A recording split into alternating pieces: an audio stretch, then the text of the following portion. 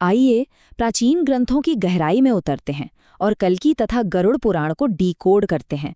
ये प्राचीन ग्रंथ हमें मानवता के पतन और समय के चक्रीय विनाश के बारे में एक बहुत ही आकर्षक और व्यवस्थित चेतावनी देते हैं। देखा जाए तो ये सिर्फ कोई पुरानी कहानी नहीं है, बल्कि एक ऐसा आईना है जिसमें भविष्य की एक बेहद स्पष्ट और चौंकाने वाली झलक दिखाई देती है। अब एक बहुत ही गहरा सवाल उठता है, मानवता का अंत आखिर कैसा होगा? ये सवाल आज के हमारे इस विश्लेषण का आधार तय करता है। हम बात कर रहे हैं कलयुग की। शास्त्रों में इस युग को नैतिक पतन के एक ऐसे काल के रूप में दर्शाया गया है जो अंततः एक बहुत बड़ी ब्रह्मांडीय शुद्धि यानी कॉस्मिक प्यूरिफिकेशन का कारण बनता है। इंसान अपने ही कर्मों से इतना नीचे गिर जाएगा कि पूरी धरती कांप उठेगी, और यही वो अहम बिंदु है जिसे आज समझना सबसे जरूरी है। तो सबसे पहले शुरुआत करते हैं उन 5 प्रतीकात्मक संकेतों से जो पांडवों ने देखे थे और जो कलयुग की बिल्कुल सटीक भविष्यवाणी करते हैं। महाभारत युद्ध के ठीक बाद राजा युधिष्ठिर भविष्य को लेकर बहुत आशंकित थे। उनके पूछने पर श्री कृष्ण ने 5 पांडवों को भविष्य का सच देखने के लिए एक रहस्यमयी जंगल में भेजा। वहां युधिष्ठिर ने जो देखा वो सच में डरावना था। 2 सूंडों वाला एक विशाल हाथी बेरहमी से पेड़ों को उखाड़ रहा था। वापस आने पर श्री कृष्ण ने इसे डिकोड करते हुए बताया कि भविष्य के शासक और नेता दोहरी चाल चलेंगे।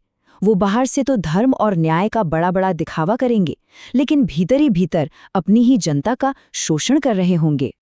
उसी जंगल में अर्जुन ने भी एक ऐसा अजीबोगरीब दृश्य देखा जो आज के समय में बिल्कुल सच साबित होता हुआ नजर आता है। उन्होंने एक ऐसा पक्षी देखा जिसके पंखों पर वेद लिखे थे, लेकिन हैरानी की बात ये थी कि वो मृत जीवों का मांस खा रहा था।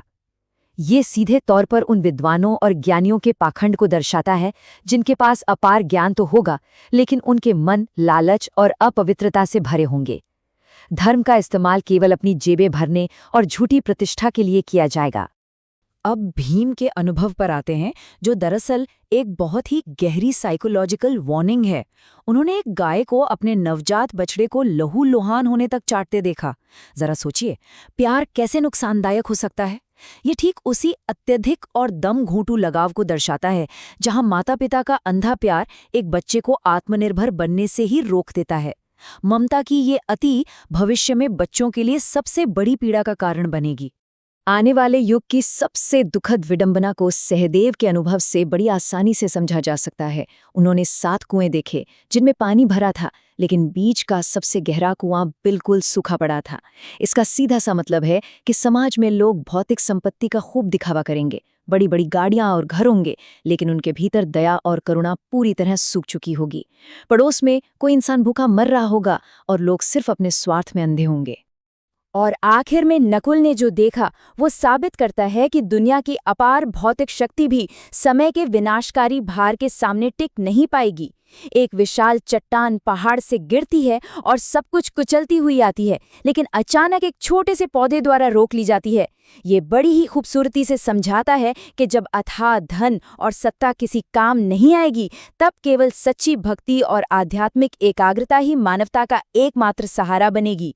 चलिए अब इस चर्चा को थोड़ा और व्यापक बनाते हैं और गरुड़ पुराण की भविष्यवाणियों पर नजर डालते हैं, जो समाज और पर्यावरण के पतन का एक बहुत ही सटीक खाका खींचती हैं। ये जानकर सच में हैरानी होती है कि शास्त्रों के अनुसार जैसे जैसे ये युग अपने अंतिम चरण की ओर बढ़ेगा, इंसान की अधिकतम उम्र तेजी से गिरकर मात्र 20 साल रह जाएगी। जी हाँ, सिर्फ 20 साल। और इससे भी ज्यादा चौंकाने वाली बात यह है कि केवल 12 वर्ष की आयु में ही लोगों में बुढ़ापे के लक्षण दिखने लगेंगे। अगर हम गरुड़ पुराण की चेतावनियों को थोड़ा और विस्तार से समझें, तो समाज का हर हिस्सा चरमराता हुआ नजर आता है। पारिवारिक ढांचा पूरी तरह टूट जाएगा। 8 या 9 वर्ष की उम्र में ही बच्चे जन्म देने लगेंगे, जिससे आने वाली पीढ़ियां कमजोर और कुपोषण का शिकार होंगी। बुनियादी स्वच्छता खत्म हो जाएगी। लोगों का पहनावा पूरी तरह दिखावटी हो जाएगा और खानपान में मांसाहार का ही बोलबाला रह जाएगा। हर तरफ केवल लालच और धोखा ही बचेगा। बात सिर्फ समाज तक ही सीमित नहीं रहेगी, हमारा पर्यावरण भी पूरी तरह से तबाह हो जाएगा। संसाधनों के इस कदर दोहन से भीषण अकाल पड़ेगा। पेड़ पौधे फल देना बंद कर देंगे, बारिश की भयंकर कमी होगी, जिससे खेती पूरी तरह ठप हो जाएगी। हालात इतने विकट हो जाएंगे कि इंसान को जिंदा रहने के लिए पूरी तरह से केवल बकरियों के दूध पर ही निर्भर रहना पड़ेगा। अब आते हैं इस पूरी कहानी के सबसे चरम बिंदु पर। जब समाज और प्रकृति अपने सबसे निचले स्तर पर पहुंच जाएंगे, तब शुरू होगा विनाश और फिर एक नई शुरुआत का दौर। दुनिया के अंत का ये घटनाक्रम सच में रोंगटे खड़े कर देने वाला है। शुरुआत होगी आसमान में 7 सूर्यों के उदय से, जिनकी चिलचिलाती गर्मी से सारी नदियां और समुद्र सूख जाएंगे और धरती राख में बदल जाएगी। फिर विशाल रुद्र बादल घिरेंगे और पूरे 100 सालों तक ऐसी भयंकर बारिश होगी जिसकी बूंदें वज्र के समान होंगी। और अंततः एक प्रलयंकारी बाढ़ में सब कुछ पूरी तरह जलमग्न हो जाएगा। लेकिन यहाँ एक बहुत ही महत्वपूर्ण बात समझने वाली है। प्राचीन ग्रंथ इस विनाशकारी बाढ़ को किसी स्थायी सर्वनाश के रूप में नहीं देखते हैं, बल्कि अंधकार को धोने के लिए ये एक आवश्यक तंत्र है। जब दुनिया में पाप, स्वार्थ और असंतुलन अपनी चरम सीमा पार कर लेता है, तब उसे जड़ से खत्म करने के लिए ये ब्रह्मांडीय शुद्धि या कॉस्मिक क्लिंजिंग बहुत जरूरी हो जाती है। विनाश के बाद हमेशा एक नई सुबह होती है। ये प्राचीन ग्रंथ वादा करते हैं कि प्रलय के उस अथाह जल से एक नई, शुद्ध और पवित्र दुनिया की शुरुआत होगी। समय का चक्र फिर से घूमेगा और एक ऐसे नए युग का उदय होगा जिसकी नींव केवल और केवल सत्य, धर्म और आध्यात्मिक सद्भाव पर टिकी होगी। इस पूरे विश्लेषण के बाद एक बहुत ही गहरा और विचारोत्तेजक सवाल हम सबके सामने आता है। जब वो नया युग आएगा तो क्या इंसान उसमें स्थान पाने के योग्य होगा?